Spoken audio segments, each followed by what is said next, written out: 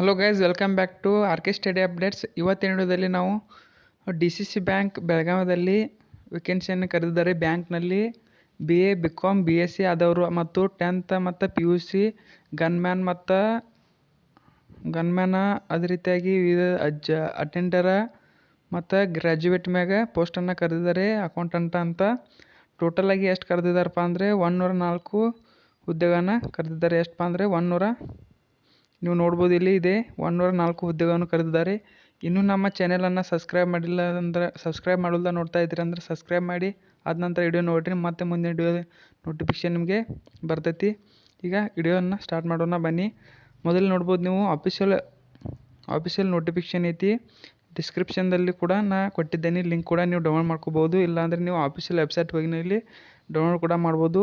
ಇಲ್ಲಿ ನೋಡ್ಬೋದು ನೀವು ಕೊಟ್ಟಿದ್ದಾರೆ ಏನಂತ, ದಿ ಬೆಳಗಾವಿ ಜಿಲ್ಲಾ ಕೇಂದ್ರ ಸಹಕಾರಿ ಬ್ಯಾಂಕ್ ನಿಯಮಿತ ಬೆಳಗಾವಿ DCC ಬ್ಯಾಂಕ್ನಲ್ಲಿ ವೇಕೆನ್ಸಿಯನ್ನು ಕರೆದಿದ್ದಾರೆ. ಅದರಲ್ಲಿ ಬೆಳಗಾವಿ ಡಿಸ್ಟ್ರಿಕ್ನಲ್ಲಿ ಬ್ರಾಂಚ್ಗಳಿದಾವೆ. ಎಲ್ಲ ಬ್ರಾಂಚಿನಲ್ಲಿ ವೇಕೆನ್ಸಿ ಕೂಡ ಖಾಲಿ ಇದ್ದಾವೆ. ಅದರ ನಂತರ ನೋಡ್ಬೋದು ನೀವು ಇಲ್ಲಿ ಕೊಟ್ಟಿದ್ದಾರೆ ನೇರ ನೇಮಕಾತಿ ಪ್ರಕಟಣೆ ಡೇಟ್ ಕೂಡ ಕೊಟ್ಟಿದ್ದಾರೆ. ನೋಡ್ಬೋದು ನೀವು ಇಲ್ಲಿ ಮೆನ್ಷನ್ ಮಾಡಿದ್ದಾರೆ ಏನಂತ, ದಿನಾಂಕ 21/7/2026 ನೋಟಿಫಿಕೇಶನ್ನ ರಿಲೀಸ್ ಮಾಡಿದವರು. ಮತ್ತು ಅಪ್ಲಿಕೇಶನ್ ಯಾವಾಗ ಸ್ಟಾರ್ಟ್ ಆಗ್ತವಪ್ಪ ಅಂದರೆ ಈಗ ಆಲ್ರೆಡಿ ಸ್ಟಾರ್ಟ್ ಆಗಿದಾವೆ. ಯಾವಾಗ ಸ್ಟಾರ್ಟ್ ಆಗಿದಾವಪ್ಪ ಅಂದರೆ ನೀವು ನೋಡ್ಬೋದು ಯಾವ ಡೇಟ್ಪ ಅಂದರೆ 27/7/2026 ಅಪ್ಲಿಕೇಶನ್ ಈಗ ಆಲ್ರೆಡಿ ಸ್ಟಾರ್ಟ್ ಆಗಿದಾವೆ. ಈಗ ನೋಟಿಫಿಕೇಶನ್ನ ನೋಡ್ತಾ ಹೋಗೋಣ. ಟೋಟಲಾಗಿ ಎಷ್ಟು ಪೋಸ್ಟ್ ಇದಾವಪ್ಪ ಅಂದರೆ 104 ಹುದ್ದೆಗಳಿದಾವೆ. ಇಲ್ಲಿ ನೋಡ್ಬೋದು ದಿ ಬೆಳಗಾವಿ ಜಿಲ್ಲಾ ಕೇಂದ್ರ ಸಹಕಾರಿ ಬ್ಯಾಂಕ್ ಮತ್ತು ಬೆಳಗಾವಿ, ಇದರಲ್ಲಿ ಖಾಲಿ ಇರುವ ವಿವಿಧ ಹುದ್ದೆಗಳಲ್ಲಿನ ಒಟ್ಟು 104 ಹುದ್ದೆಗಳ ನೇರ ನೇಮಕಾತಿ ಅರ್ಹ ಅಭ್ಯರ್ಥಿಗಳಿಂದ ಅರ್ಜಿಯನ್ನು ಆನ್ಲೈನ್ ಮುಖಾಂತರ ಆರಂಭಿಸಲಾಗಿದೆ. ಅಂದರೆ ಆನ್ಲೈನ್ ಮುಖಾಂತರ ಅಪ್ಲಿಕೇಶನ್ನ ಹಾಕಕ್ಕೆ ಸ್ಟಾರ್ಟ್ ಆಗ್ಯಾವ. ಈಗ ಟೋಟಲಾಗಿ ನೀವು ನೋಡ್ಬೋದು ಈಗ ದ್ವಿತೀಯ ದರ್ಜೆ ಉಪ್ತಾಪ್ತರ ಸೆಕೆಂಡ್ ಡಿವಿಷನ್ ಕ್ಲಾರ್ಕ್ ಅಂದರೆ ಇದು ಡಿಗ್ರಿ ಮ್ಯಾಗ ಇರತ್ತೆ. ದ್ವಿತೀಯ ದರ್ಜೆಯ ಗುಮಾಸ್ತರು ಅಂದರೆ ಇದು ಟೋಟಲಾಗಿ ಇದ್ರಾಗ ಎಷ್ಟು ಅದಾವಪ್ಪ ಅಂದರೆ 83 ಹುದ್ದೆಗಳಿದಾವೆ. 104 ಟೋಟಲ್ ಅದಾವೆ. ಅದ್ರಾಗ 83 ಯಾವಪ್ಪ ಅಂದರೆ ಇದು ಡಿಗ್ರಿ ಮ್ಯಾಗ ಕ್ವಾಲಿಫಿಕೇಷನ್ ಆಗಿರ್ತೈತಿ. ಇದು ಡಿಗ್ರಿ BA BCom BSc ಆದವರು ಇದನ್ನ ಅದ್ರ ಮ್ಯಾಗೆ ಅಪ್ಲೈ ಮಾಡ್ಬೋದು. ಅದರಂತ ನೋಡ್ಬೋದು ಇಲ್ಲಿ ಕಾಸ್ಟ್ ವೈಸ್ ಕೂಡ ವೇಕೆನ್ಸಿಯನ್ನು ಕೊಟ್ಟಿದ್ದಾರೆ. ಇಲ್ಲಿ ನೋಡ್ಬೋದು ಪ್ರಶಿಷ್ಟ ಜಾತಿಗೆ ಎಷ್ಟಪ್ಪ ಅಂದರೆ 12, ಪ್ರಶಿಷ್ಟ ಪಂಗಡಿಗೆ 3, ಪ್ರವರ್ಗ 1ಕ್ಕೆ 1, ಅದೇ ರೀತಿ ಪ್ರವರ್ಗ 1ಕ್ಕೆ 4, ಅದೇ ರೀತಿಯಾಗಿ ಪ್ರವರ್ಗ 2Aಗೆ 12, ಪ್ರವರ್ಗ 2Bಗೆ ಎಷ್ಟಪ್ಪ ಅಂದರೆ 3, ಪ್ರವರ್ಗ 3Aಗೆ ಎಷ್ಟಪ್ಪ ಅಂದರೆ 3, ಪ್ರವರ್ಗ 3Bಗೆ ಎಷ್ಟಪ್ಪ ಅಂದರೆ 4. ಟೋಟಲಾಗಿ ಸಾಮಾನ್ಯ ಅಭ್ಯರ್ಥಿಗಳಿಗೆ 42, ಟೋಟಲಾಗಿ ಎಷ್ಟಪ್ಪ ಅಂದರೆ 83 ಹುದ್ದೆಗಳನ್ನು ಕರೆದಿದ್ದಾರೆ. ಇದರಲ್ಲಿ ಯಾವಪ್ಪ ಅಂದರೆ ಸೆಕೆಂಡ್ ಡಿವಿಷನ್ ಕ್ಲಾರ್ಕ್ SDC ಅಂದರೆ ಸೆಕೆಂಡ್ ಡಿವಿಷನ್ ಅಸಿಸ್ಟೆಂಟ್ಸ್, ದ್ವಿತೀಯ ದರ್ಜೆಯ ಗುಪ್ತಚರ ಅದೇ ಡಿಗ್ರಿ ಮ್ಯಾಗ ಆಗಿರ್ತೈತಿ. ಕನಿಷ್ಠ ವಿದ್ಯಾರ್ಥಿಯಲ್ಲಿ ಕೊಟ್ಟಿದ್ದಾರೆ ನೋಡ್ಬೋದು ನೀವು. ಕನಿಷ್ಠ ವಿದ್ಯಾರ್ಥಿ ಏನಾಗಿರ್ಬೇಕು ಅಂದ್ರೆ ಅಭ್ಯರ್ಥಿ ಭಾರತೀಯಲ್ಲಿ ಕಾನೂನು ರೀತಿಯ ಸ್ಥಾಪಿತವಾದ ಮಾನ್ಯತೆ ಪಡೆದ ಅಂಗೀಕೃತ ವಿಶ್ವವಿದ್ಯಾಲಯದಿಂದ BA BSc BCom ಪದವಿ ವಿದ್ಯಾರ್ಥಿ ಹೊಂದಿರತಕ್ಕದ್ದು. ಇದಕ್ಕೆ ಯಾರು ಸೆಕೆಂಡ್ ಡಿವಿಷನ್ ಕ್ಲರ್ಕ್ ಅಪ್ಲೈ ಮಾಡತ್ತಿರ್ತೀರಿ ಅವ್ರು ಏನು ಮಾಡ್ಬೇಕಪ್ಪ ಅಂದರೆ BA BCom BSc ಕಂಪ್ಲೀಟ್ ಆಗಿರಬೇಕು. ರೀಸೆಂಟಾಗಿ ಕಂಪ್ಲೀಟ್ ಆದರೂ ಕೂಡ ನಡಿತೈತಿ. ಅದ ನಂತರ ಬರೋದು ಯಾವಪ್ಪ ಅಂದರೆ ಗನ್ಮ್ಯಾನ್ಗೆ ಏನಾಗಿರ್ಬೇಕು ಅಂದರೆ ಕ್ವಾಲಿಫಿಕೇಷನ್ ಅದೇ ರೀತಿಗೆ ಎಷ್ಟು ಪೋಸ್ಟ್ ತಗೋಪ್ಪ ಅಂದ್ರೆ ಸಾಮಾನ್ಯ ಅಭ್ಯರ್ಥಿಗಳಿಗೆ 1 ಪೋಸ್ಟ್ ಐತಿ. ಟೋಟಲಾಗಿ 1 ಪೋಸ್ಟ್ ಖುಲ್ಲಾ ಐತಿ. ಅದು ಏನನ ಗನ್ಮ್ಯಾನ್ ಅಂದರೆ ಬಂದೂಕುದಾರಿ ಅಂದರೆ ಬಂದೂಕಲ್ಲಿ ಹಿಡ್ಕೊಂಡು ವಾಚ್ಮ್ಯಾನ್ ಇರ್ತಾರೆ ಅವ್ರಿಗೆ. ಇದು ವಿದ್ಯಾರ್ಥಿ ಕನಿಷ್ಠ ವಿದ್ಯಾರ್ಥಿ ಏನಾಗಿರ್ಬೇಕು ಅಂದರೆ SSLC 10ನೇ ತರಗತಿ ಪಾಸಾಗಿರಬೇಕು. ಅದರ ತಕ್ಕ ಜೊತೆಗೆ ಭಾರತದ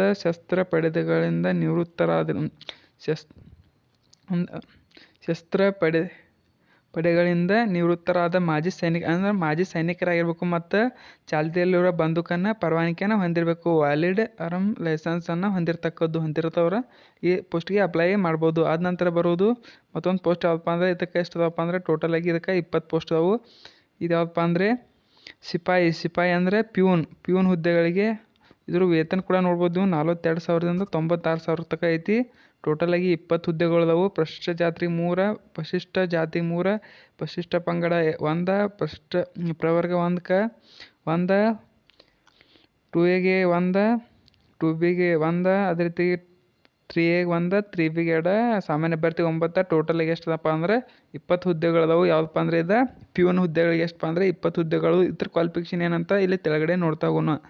ಇದ್ರ ಕ್ವಾಲಿಫಿಕೇಷನ್ ಆಗಿರ್ಬೇಕಪ್ಪ ಅಂದರೆ SSLC ಇದು ಏನೈತಪ್ಪ ಅಂದರೆ SSLC ಅಥವಾ 10ನೇ ತರಗತಿ ಅಥವಾ ತತ್ಸಮ ಪರೀಕ್ಷೆಯಲ್ಲಿ ತೇರ್ಗಡೆ ಹೊಂದಿರತಕ್ಕದ್ದು. ಇದು ಕೂಡ 10th ಪಾಸ್ ಆಗಿರಬೇಕು. ನಂತರ ಏನಪ್ಪ ಅಂದರೆ ಸಾಮಾನ್ಯ ಸೂಚನೆಗಳು ಮೇಲಿನ ಹುದ್ದೆಗೆ ಸಿಪಾಯಿ ಮತ್ತು ಗನ್ಮ್ಯಾನ್ ಹುದ್ದೆಗಳಿಗೆ ಹೊರತುಪಡಿಸಿ ದ್ವಿತೀಯ ದರ್ಜೆ ಗುಪ್ತಾಕ್ಷರ ಹುದ್ದೆಗಳಿಗೆ ನೇಮಕಾತಿ ಅಭ್ಯರ್ಥಿಗಳು ಕಂಪ್ಯೂಟರ್ ಆಪ್ರೇಟರ್ ಮತ್ತು ಅಪ್ಲಿಕೇಶನ್ ಜ್ಞಾನ ಹೊಂದಿರ್ಬೇಕು. ಅಂದರೆ ಡಿಗ್ರಿ ಮ್ಯಾಗ ಏನದವದ SDC ಅಂದರೆ ಸೆಕೆಂಡ್ ಡಿವಿಷನ್ ಕ್ಲಾರ್ಕ್ ಅಂತ ಐತಿ. ಅದೇನಪ್ಪ ಅಂದ್ರೆ ಅದ್ರ ಮ್ಯಾಗ ಕಂಪ್ಯೂಟರ್ ನಾಲೆಜನ್ನು ಹೊಂಟಿರಬೇಕು, ಅಪ್ಲಿಕೇಶನ್ನ ಚಲಾವಣೆ ಮಾಡೋಕ್ಕೆ ಬರ್ತಿರಬೇಕು. ಅದೇ ರೀತಿಯಾಗಿ ಕಂಪ್ಯೂಟರ್ ಆಪ್ರೇಟರ್ ಮತ್ತು ಅಪ್ಲಿಕೇಶನ್ ಜ್ಞಾನ ಹೊಂದಿರತಕ್ಕದ್ದು. Basic of computer and application knowledge ಕಡ್ಡಾಯವಾಗಿ ಹೊಂದಿರತಕ್ಕದ್ದು. ಪರಂತು ಪದವಿದಲ್ಲಿ ಕನಿಷ್ಠ ಒಂದು ಕೋರ್ಸ್ ಕಂಪ್ಯೂಟರ್ ವಿಷಯ ಅಧ್ಯಯನ ಮಾಡಿದಲ್ಲಿ ಕಂಪ್ಯೂಟರ್ ಸರ್ಟಿಫಿಕೇಟ್ ಸಲ್ಲಿಸುವ ವಿನಾಯಿತಿ ನೀಡೋ. ಅಂದರೆ ಕಂಪ್ಯೂಟರ್ ಮುಗಿಸಿ ಕಂಪ್ಯೂಟರ್ ಸರ್ಟಿಫಿಕೇಟ್ರ ಇರಬೇಕು. ಒಂದಿಲ್ಲ ಅಂದರೆ ಡಿಗ್ರಿಯಲ್ಲಿ ಕಂಪ್ಯೂಟರ್ ಸಬ್ಜೆಕ್ಟ್ದ ಸರ್ಟಿಫಿಕೇಟನ್ನು ಪಡೆದಿರಬೇಕು. ಇಲ್ಲಾಂದರೆ ಇದಕ್ಕೆ ಕ್ವಾಲಿಫೈ ಆಗಂಗಿಲ್ಲ. ಅದ ನಂತರ ಏನು ಕೊಟ್ಟಿದ್ದಾರಪ್ಪ ಅಂದರೆ ಬ್ಯಾಂಕಿನಲ್ಲಿ ಇಲ್ಲಿರುವ ಈ ಮೇಲಿನ ಹುದ್ದೆಗಳಿಗೆ ಅರ್ಜಿ ಸಲ್ಲಿಸುವ ಸಂಬಂಧಿಸಿದ ನೇಮಕಾತಿ ಪ್ರಕ್ರಿಯೆ ಸಂಪೂರ್ಣ ವಿವರ ಇದು ಆಫಿಷಿಯಲ್ ವೆಬ್ಸೈಟ್ ಲಿಂಕನ್ನು ಕೊಟ್ಟಿದ್ದಾರೆ. ಈ ಥರ ಕೊಡ್ತಾರೋ, ಮುಂದೆ ಹಾಲ್ ಟಿಕೆಟ್ ಯಾವಾಗ ಬಿಡ್ತಾರೋ ಮತ್ತು ಎಂಥ ಎಕ್ಸಾಮ್ ಯಾವಾಗ ನಡೆಸ್ತಾರೋ, ಅದ ನಂತರ ಇಂಟರ್ವ್ಯೂ ಹೆಂಗೆ ತೊಗೋತಾರಂತ ಇದ್ರ ಮ್ಯಾಗ ಐತಿ. ಅದ ನಂತರ ಲಭ್ಯವಿರುವ ಅಭ್ಯರ್ಥಿ ಕಡ್ಡಾಯವಾಗಿ ಶೈಕ್ಷಣಿಕ ಸೇವೆಯಲ್ಲಿ ಆನ್ಲೈನ್ ಮುಖಾಂತರ ರಜಿಸ್ಟ್ರೇಷನ್ ಆನ್ಲೈನ್ ಮುಖಾಂತರ ಅಪ್ಲಿಕೇಶನ್ನ ಹಾಕಬೇಕಾಗಿರ್ತೈತಿ. ಅದ ನಂತರ ಬರೋದು ಅಭ್ಯರ್ಥಿ ಭಾರತ ನಾಗರಿಕಬೇಕಂದ್ರೆ ಇವನ್ನ ಷರತ್ತುಗಳದವು, ಅವೇನಿಲ್ಲ. ಅದ ನಂತರ ಈಗ ಬರೋದು ಯಾವತ್ತಪ್ಪ ಅಂದರೆ ಅಪ್ಲಿಕೇಶನ್ ಯಾವಾಗ ಸ್ಟಾರ್ಟ್ಪ ಅಂದರೆ ಅರ್ಜಿ ಸಲ್ಲಿಸುವ ನಿಗದಿಪಡಿಸುವ ಪ್ರಾರಂಭ ದಿನಾಂಕ ಯಾವಾಗ ಸ್ಟಾರ್ಟ್ ಆಗ್ತವಪ್ಪ ಅಂದರೆ 27/7/2026 ಕೊನೆಯ ದಿನಾಂಕ ಯಾವಾಗಪ್ಪ ಅಂದರೆ 27/8/2026. ಅದೇ ರೀತಿಯಾಗಿ ಅರ್ಜಿ ಪಾವತಿಸಿ ಕೊನೆಯ ದಿನಾಂಕ ಅದು ಸೇಮ್ ಆಗಿರ್ತೈತಿ, 27/8/2026 ಆಗಿರ್ತೈತಿ. ಅದ ನಂತರ ಬರುವುದು ಇದು ಆನ್ಲೈನ್ ಮುಖಾಂತರ ಪೇಮೆಂಟ್ ಮಾಡಿರಬೇಕು. ಪೇಮೆಂಟ್ ಎಷ್ಟು ಇರಬೇಕು? ಲಿಖಿತ ಪರೀಕ್ಷೆ ಪತ್ರ ಅಂದರೆ ಎಕ್ಸಾಮ್ದ ಪತ್ರ ಎಲ್ಲಿ ಕೊಡ್ತಾರಪ್ಪ ಅಂದ್ರೆ ಆಫಿಷಿಯಲ್ ವೆಬ್ಸೈಟ್ನಾಗ ಬಿಡ್ತಾರಂತ, ಅಲ್ಲಿ ಚೆಕ್ ನೋಡ್ಕೊತಿರ್ಬೇಕಂತ ಹೇಳಿದ್ರು. ಆ ಡೇಟನ್ನು ಮೆನ್ಷನ್ ಮಾಡಿಲ್ಲ. ಆಮೇಲೆ ನಿಮ್ಗೆ ಏನಾದರೂ ಡೌಟ್ ಇದ್ದಂದ್ರೆ ಈ ನಂಬರ್ಗೆ ಕರೆ ಮಾಡತಕ್ಕದ್ದು. ಅಂದರೆ 27/7 ಸಮಯ ಬೆಳಗ್ಗೆ 10:00 ಸಾಯಂಕಾಲ 5:00 ತನಕ ನಾವು ಕಾಂಟ್ಯಾಕ್ಟ್ ಮಾಡ್ಬೋದು. ಅದ ನಂತರ ಬರೋದು ನೆಕ್ಸ್ಟ್ ಏನಪ್ಪ ಅಂದರೆ ವಯೋಮಿತಿ ಎಷ್ಟಿರ್ಬೇಕಪ್ಪ ಅಂದರೆ ಇಲ್ಲಿ ನೋಡ್ಬೋದು ನೀವು. ವಯೋಮಿತಿ ಎಷ್ಟಿರ್ಬೇಕಪ್ಪ ಅಂದರೆ ಈಗ ವಯೋಮಿತಿ ಬಂದುಬಿಟ್ಟು ಎಷ್ಟಪ್ಪ ಅಂದರೆ ವಯೋಮಿತಿ ಎಷ್ಟಿರ್ಬೇಕಪ್ಪ ಅಂದರೆ 27/8/2026 ತನಕ ಎಷ್ಟಪ್ಪ ಅಂದರೆ 18 ವರ್ಷವನ್ನು ಪೂರೈಸಿರಬೇಕು. ಪರಿಶಿಷ್ಟ ಜಾತಿ, ಪರಿಶಿಷ್ಟ ಪಂಗಡ ಮತ್ತು ಪ್ರವರ್ಗ 1ಗೆ ಎಷ್ಟಪ್ಪ ಅಂದ್ರೆ ಏಜ್ ಲಾಸ್ಟ್ ಲಿಮಿಟ್ 40. ಅದೇ ರೀತಿಗೆ 2A 2B 3A 3Bಗೆ ಎಷ್ಟಪ್ಪ ಅಂದರೆ 38. ಅದೇ ರೀತಿಗೆ ಸಾಮಾನ್ಯ ಅಭ್ಯರ್ಥಿಗಳಿಗೆ 35 ಆಗಿರ್ತೈತಿ. ಅದ ನಂತರ ಬಂದುಬಿಟ್ಟು ನೆಕ್ಸ್ಟ್ ಬರೋದು ಮೀಸಲಾತಿಯನ್ನು ಹೊಂದಿರತಕ್ಕದ್ದು. ಅದ ನಂತರ ಬರುವುದು ಯಾವುದಪ್ಪ ಅಂದರೆ ಆಯ್ಕೆ ವಿಧಾನ. ಹೆಂಗೆ ಆಯ್ಕೆ ಮಾಡ್ತಾರಪ್ಪ ಅಂದರೆ ಈಗ SDC ಅಂದರೆ ಸೆಕೆಂಡ್ ಡಿವಿಷನ್ ಕ್ಲಾರ್ಕ್ ಏನಿರ್ತೈತಿ ಅದಕ್ಕೆ 200 ಅಂಕದ ಎಕ್ಸಾಮನ್ನು ಲಿಖಿತ ಪರೀಕ್ಷೆನ ನಡೆಸ್ತಾರೋ. ಅದ್ರಾಗ ಹೆಂಗಿರ್ತೈತಪ್ಪ ಅಂದ್ರೆ ಮೊದಲು ಎಕ್ಸಾಮನ್ನು ತೋತಾರೋ, ಅದ ನಂತರ ಇಂಟರ್ವ್ಯೂವನ್ನು ತೋತಾರೋ. ಮುಂದೆ ಇಂಟರ್ವ್ಯೂ ಹೇಗೆ ಮಾರ್ಕ್ಸ್ ಅಂತ ಮುಂದೆ ಹೇಳ್ತೇನೆ. ಮತ್ತು ಈಗ ಏನಪ್ಪ ಅಂದರೆ ಟೋಟಲಾಗಿ 200 ಅಂಕಗಳು ಇರ್ತಾವೆ. ಅದರಲ್ಲಿ ದ್ವಿತೀಯ ದರ್ಜೆ ಗುಪ್ತಾಸ್ತ ಇದು ಸೆಕೆಂಡ್ ಡಿವಿಷನ್ ಕ್ಲಾರ್ಕ್ ಅಷ್ಟೇ ಇದೆ. ಅದೇ ಸಂಬಂಧ ಲಿಖಿತ ಪರೀಕ್ಷೆ ಒಟ್ಟು 200 ಅಂಕ ಹೊಂದಿರ್ತವೆ, 200 ಮಾರ್ಕ್ಸ್ ಇರ್ತಾವೆ. ಏರ್ಪಡಿಸೋ ಕನ್ನಡ ಭಾಷೆ ಕನ್ನಡಕ್ಕೆ ಎಷ್ಟಪ್ಪ ಅಂದರೆ 50 ಮಾರ್ಕ್ಸ, ಕನ್ನಡಕ್ಕೆ 50 ಮಾರ್ಕ್ಸ, ಸಾಮಾನ್ಯ ಇಂಗ್ಲೀಷಿಗೆ ಎಷ್ಟಪ್ಪ ಅಂದರೆ 25 ಮಾರ್ಕ್ಸ. ಆದ ನಂತರ ಸಾಮಾನ್ಯ ಜ್ಞಾನ ಅಂದರೆ GK ಎಷ್ಟಪ್ಪ ಅಂದರೆ 25 ಮಾರ್ಕ್ಸ, ಸಹಕಾರಿ ವಿಷಯಗಳಿಂದ 50 ಮಾರ್ಕ್ಸ, ಭಾರತ ವಸ್ತುನಿಷ್ಠ ವಿಷಯಗಳಿಗೆ 25 ಮಾರ್ಕ್ಸ ಮತ್ತು ಸಂವಿಧಾನ ವಿಷಯಕ್ಕಾಗಿ ಇದಕ್ಕೆ 25 ಮಾರ್ಕ್ಸ. ಟೋಟಲಾಗಿ ಎಷ್ಟಪ್ಪ ಅಂದರೆ 200 ಮಾರ್ಕ್ಸನ್ನು ಕ್ವಶನ್ ಪೇಪರ್ ಇರ್ತೈತಿ.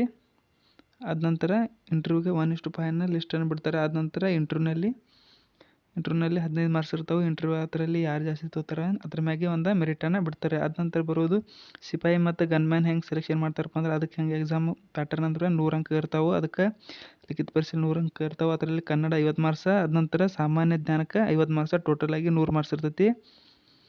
ಅದ ನಂತರ ಬರೋದು ಇಲ್ಲಿ ನೋಡ್ಕೊಟ್ಟಿದ್ದಾರೆ ಈ ಸೆಲೆಕ್ಷನ್ ಪ್ರೊಸೆಸ್ ಅಂದರೆ ಮೊದಲ ರಿಟರ್ನ್ ಎಕ್ಸಾಮ್ ಇರುತ್ತೆ. ಅದ ನಂತರ ಇಂಟರ್ವ್ಯೂ ಇರುತ್ತೆ. ರಿಟರ್ನ್ ಎಕ್ಸಾಮ್ನಲ್ಲಿ ಏನಪ್ಪ ಅಂದರೆ 1:5 ಒಂದು ಪೋಸ್ಟ್ಗೆ 5 ಮಂದಿನ ಸೆಲೆಕ್ಷನ್ ಮಾಡ್ತಾರೋ. ಆದ ನಂತರ ಏನು ಮಾಡ್ತಾರಪ್ಪ ಅಂದರೆ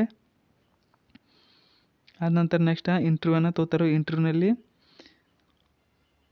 1:5 ಅನುಪಾತ ಸಂದರ್ಶನ ಕರೆಯಲಾಗುವುದು. ಮೌಖಿಕ ಸಂದರ್ಶನಕ್ಕೆ ಗರಿಷ್ಠ 15 ಅಂಕ ಅಂದರೆ ಇಂಟರ್ವ್ಯೂಗೆ ಎಷ್ಟಪ್ಪ ಅಂದರೆ 15 ಮಾರ್ಕ್ಸನ್ನು ಇರ್ತವೆ. ಆದ ನಂತರ ನಿಗದಿಪಡಿಸಿದ ಅಭ್ಯರ್ಥಿ ಲಿಖಿತ ಪರೀಕ್ಷೆಯಲ್ಲಿ ಗಳಿಸಿದ ಅಂಕಗಳ 80ಕ್ಕೆ ಇಳಿಸಿ ಅಂದರೆ ಈಗ ಏನು ಎಕ್ಸಾಮನ್ನು ನಡೆಸಿರ್ತಾರೆ 85% ಅದನ್ನು ತೊಗೋತಾರೋ ಅಂತ 15% ಯಾವಪ್ಪ ಅಂದ್ರೆ ಇಂಟರ್ವ್ಯೂ ಮಾರ್ಕ್ಸನ್ನು ಮಾಡಿ ಫೈನಲ್ ಮೆರಿಟ್ ಲಿಸ್ಟನ್ನು ಬಿಡ್ತಾರೆ.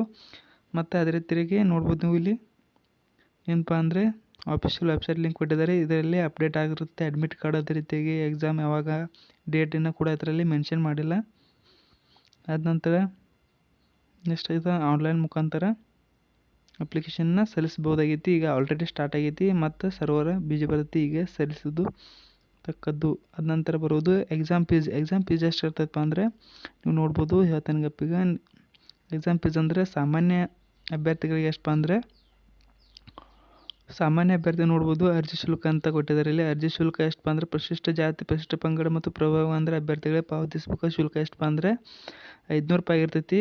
ಅದ ನಂತರ ಬ್ಯಾಂಕ್ ಗೇಟ್ ಶುಲ್ಕ ಅಂದರೆ GST ಆದಾಯ ಇತ್ತಂದ್ರೆ ಅದು ಒಂದು ಸ್ವಲ್ಪ ಜಾಸ್ತಿ, ಒಂದು 10ರಿಂದ 15 ರೂಪಾಯಿ ಇರ್ತೈತಿ. ಅದ ನಂತರ ಇತರೆ ವರ್ಗ ಅಭ್ಯರ್ಥಿಗೆ ಎಷ್ಟಪ್ಪ ಅಂದರೆ 1000 ರೂಪಾಯಿ ಅಪ್ಲಿಕೇಶನ್ ಫೀಸ್ ಆಗೈತಿ. ಅದೇ ರೀತಿಯಾಗಿ ತಡ ಮಾಡದೆ ಅಪ್ಲಿಕೇಶನ್ನ ಹಾಕಂತ ಹೇಳ್ಕೊತಾ ಈ ವಿಡಿಯೋ ಮುಗಿಸ್ತಾ ಇದ್ದೀನಿ. ಅದೇ ರೀತಿಯಾಗಿ ವಿಡಿಯೋ ಇಷ್ಟ ಆದರೆ ಲೈಕ್ ಮಾಡಿರಿ, ಶೇರ್ ಮಾಡಿರಿ, ಕಮೆಂಟ್ ಮಾಡಿರಿ, ನಿಮ್ಮ ಫ್ರೆಂಡ್ಗಳಿಗೆ ಈ ವಿಡಿಯೋನ ಶೇರ್ ಮಾಡಿರಿ ಅಂತ ಹೇಳ್ಕೊತಾ ವಿಡಿಯೋ ಮುಗಿಸ್ತಾ ಇದ್ದೀನಿ. ಏನಾದರೂ ಡೌಟ್ ಇದ್ದರೂ ಕೂಡ ಕಮೆಂಟ್ ಮಾಡಿ. Thank you for watching.